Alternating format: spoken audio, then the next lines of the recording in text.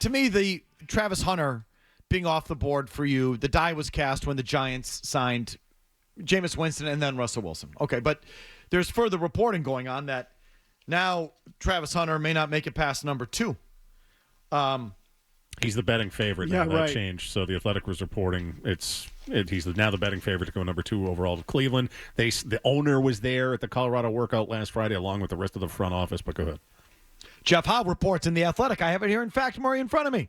There's growing belief around the league that Travis Hunter is the favorite to go to Cleveland with the number 2 pick. According to high-ranking executives and coaches, the Browns have been high on Hunter throughout the process, according to sources.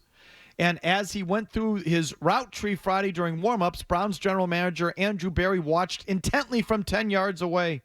The Browns sent a heavy contingent to Colorado to meet with both Hunter and Sanders, including a Thursday dinner with the pair. Browns owner Jimmy Haslam and head coach Kevin Stefanski were also present for the visit. But the Browns have also hosted Hunter, Sanders, and Miami quarterback Cam Ward on official visits in Cleveland, so they're very familiar with the draft's top prospects.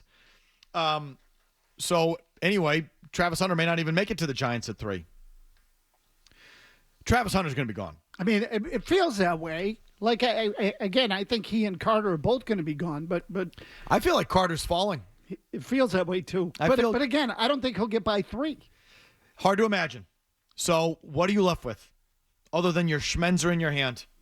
Campbell, Graham. Sucking in a bad year. Sucking in a bad draft year. Or moving back. So in a year, everyone wants to move back. And who's going to move up? No one's moving up for Shedeur Sanders. And there's, by the way, no reason to move up to 4 for Shedeur Sanders because who's 5? Jacksonville, maybe? Yeah. Yeah, Jacksonville and then Vegas. I think so. Vegas might be in play for Shedeur, but, probably not. But there's no reason to move to 4. You would move to 5 to get in front of Vegas if you thought Vegas was going to be that team. Unless New Orleans is horny for them and wants to move up to them to get them there. Okay, again, but they don't need to move to 4. They need to move to 5. Jacksonville's not drafting Shedeur Sanders. Yeah. So they would need to trade with Jacksonville, not you. Okay? So, I just don't think a trade down's in the cards. So then what are you left with? This is just sort of where I've been. I do not think they draft Will Campbell. They're not going to – I don't think. I'm just guessing, but I'll say it as if I know. They're not going to draft a combo guard tackle at 4. Even if they think he's a tackle. Well, if he's not a tackle, we move him into guard. You don't say that about the guy you draft at 4. They aren't saying with the Chargers, well, if Joe Alt doesn't work out, we'll move him to guard. Or when the Ravens drafted Jonathan Ogden or the Jaguars drafted Tony Baselli. They didn't sit there and say, yeah, well, if Baselli doesn't work here on the edge, we'll move him into guard. It's not even on the radar. It's not even discussed. No, it's a sure thing. It's not brought up. Typically, you're right, though, but because it's so universally known that this draft blows, I think that's more acceptable for people if they ended up taking someone like that. Maybe so, Jim. Maybe so. I'm, in my world, Felger mock draft version 3.0, they're not going to draft Will Campbell there. Maybe they trade down and get him later in the draft.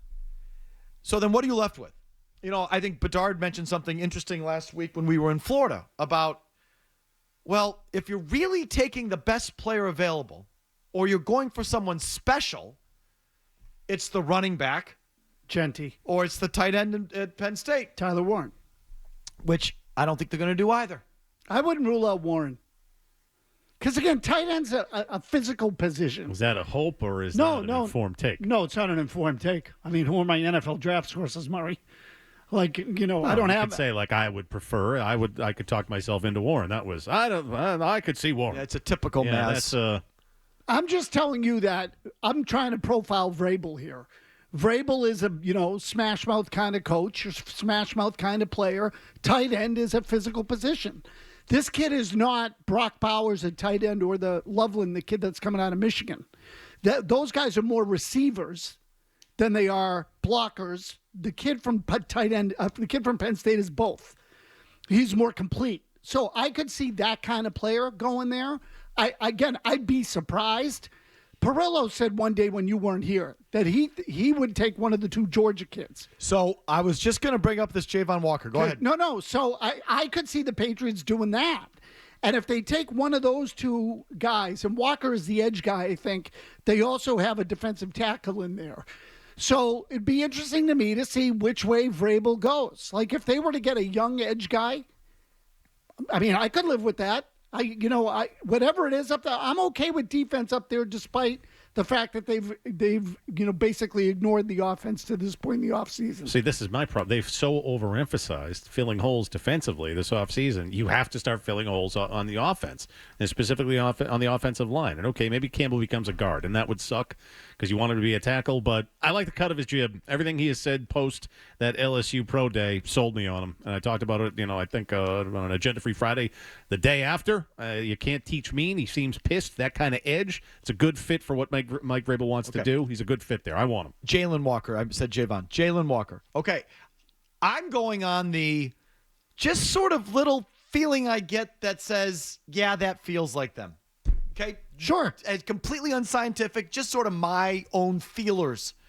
When I first saw that mock draft that had Mason Graham at 4, and I had never heard of Mason Graham, I said, interior Big Ten defensive lineman who I've never heard of. That's who they're taking. Of course they are. It just feels like them. After we sit here and just have a circle session for months and months and months about this guy, that guy, this guy, that guy, this guy, that guy, they end up taking the defensive lineman out of Michigan that I've never heard of. Perfect. I get the same sort of feeler about Jalen Walker. After we spend all this Abdul Carter, Travis Hunter, Abdul Carter.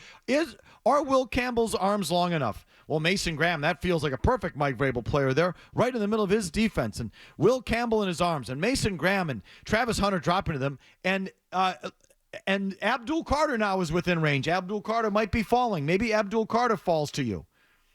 You know what feels more like them is Abdul Carter being on the board at 4 and them drafting Jalen Walker. Like, that just feels like them. People are going to flip out. People are going to flip out, and it's not what you were expecting. No one knows anything at the draft, and this would just sort of prove it. Jalen Walker, although Mike Giardi had him in his Mike Giardi's latest mock draft. He's got Travis Hunter 2 to Dallas, trading up with Cleveland. So they can let Micah Parsons go. But go ahead. Well, and Dallas drafts Travis Hunter. Oh, Travis Hunter. Sorry, I was thinking. Yeah, no, I mean, that would make sense. But anyway, number 3, Carter to the Giants. Number 4, New England, Jalen Walker, passing on Will Campbell and Mason Graham. You didn't see this coming, did you, right, Mike? Walker may be the best player in the draft, not named Hunter or Carter, and he has a lot of fans at one Patriot place. Ooh, he's got some intel. Nothing the Pats did on the defensive side of the ball in free agency would prevent Vrabel and company from tabbing the 21-year-old with this combination of athleticism, surprising power in his 245-pound frame, and the highest football character. Georgia staff loves him. Apparently the kid's bursting with football character, this Jalen Walker at Georgia. Is he an edge? Is he an off-ball linebacker? He splits reps for the Bulldogs, but the more I've watched his tape, says Giardi, the more I foresee him on the outside for the Pats. So, that's a guy we haven't really talked about. That's that just I feel we're in line for something like that. It's not going to be Will Campbell. I'd watch out for those Georgia guys, seriously. Yeah, and if Paul's saying it, the ultimate, stealth. Yeah. He knows. Yeah, exactly. Like pretends like he doesn't. Now they don't tell me anything, although the kind of guy who steals a sleeve of cookies from the cupboard is what he. He picked this up while having a donut in the coffee room. Yep. And the other guy's name is from Georgia's Michael Williams. They list him as an edge here, but he's 6'5", 260, which again, is long for an edge guy, but light, 260. And you'd like to think a little more. I thought he was a tackle, but anyway. I would not, again, and look, how many guys from Georgia did Philly take and succeed with? They were constantly picking guys out of the teams that were vying for the national championship. So Giardi has Pats trading back up to the bottom of the first round to 24 and taking Josh Connerly out of Oregon. So, you sort of see this. Mark Daniels, that cut, sort of talked about you get that if you don't feel comfortable with Campbell at 4, and I wouldn't. There's another 2 or 3 guys at the end of the first. You could slip back up and sort of get your tackle at that place. You have a look on your face, Mazz. No, because I was seeing where he is. I'm looking at a mock draft on Tankathon that has him going 31st to the Chiefs. Well, 24th is still sure. In this draft where there's just apparently a big bucket of suck after you get past the first 2 or 3 guys. Absolutely. Giardi writes the Pats get their tackle in round 1, but it takes a trade to accomplish it. Connerly has terrific feet. and fits the athletic profile Vrabel favored in Tennessee. His arms are 33.5 inches. Okay, better than Campbell, but he has enormous paws. Big hands. 10.375. Ooh. And his 10 and 20-yard splits are each .01 behind Taylor Luman. That was Vrabel's big offensive lineman there in Tennessee. Taylor Luan, sorry. And yes, I'm aware Vrabel didn't draft Luan, but he did give him an extension. All right. So there you go.